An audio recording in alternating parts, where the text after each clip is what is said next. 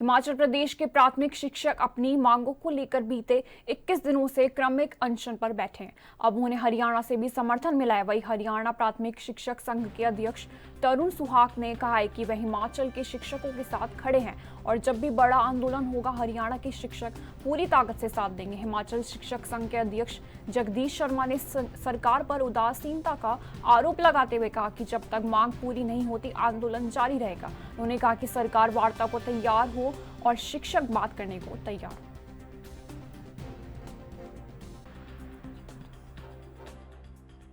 पत्रकार बंधुओं, सर्वप्रथम सभी को नमस्कार। मैं तरुण सुहाग, प्रदेश अध्यक्ष, राजकीय प्राथमिक शिक्षक संघ हरियाणा।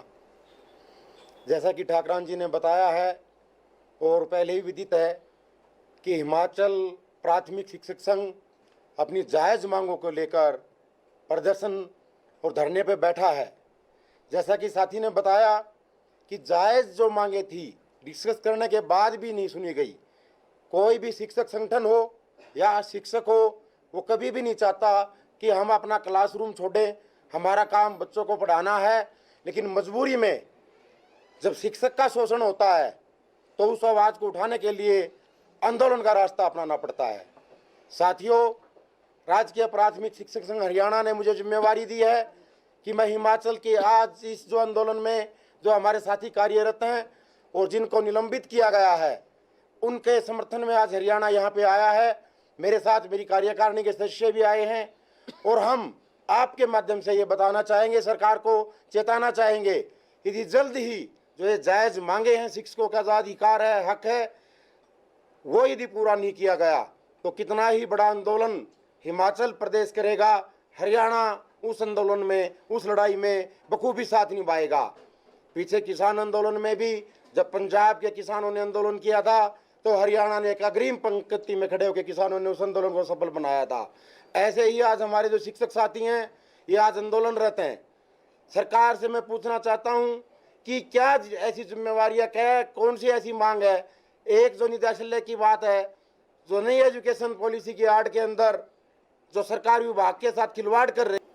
हमने पहले भी हर बार प्रेस वार्ता में ये कहा है, दूसरे माध्यम से भी सरकार को ये सूचित किया है कि जो भी बदलाव शिक्षा के क्षेत्र में किया जाना है उसमें शिक्षाविद की राय ज़रूरी है, वो ली जाए। आप जानते हैं कि पहले सरकार ने एक कमेटी गठित की थी जो शिक्षा सचिव के हस्ताक्षर से बनी थी। शिक्षा सचिव उसके अध्यक्ष थे।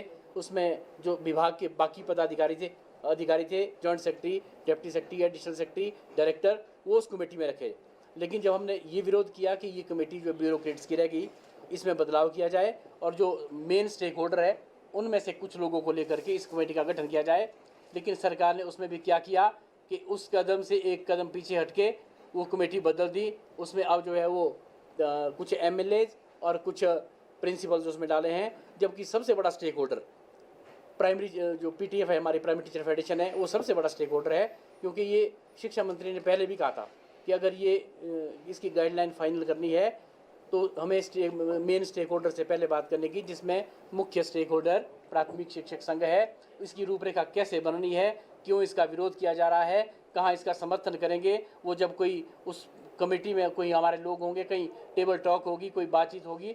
और हमने बार बार ये कहा था कि इसको इम्प्लीमेंट करने से, हम आज भी कह रहे हैं कि आप इसकी नोटिफिकेशन करने से पहले SOP जारी करें ताकि पता तो लगे कि आप कर क्या रहे हैं। क्योंकि सरकार के आदेश तो रात को आदेश करते हैं, सुबह पता लगता है कि ये नोटिफिकेशन हो गई जी।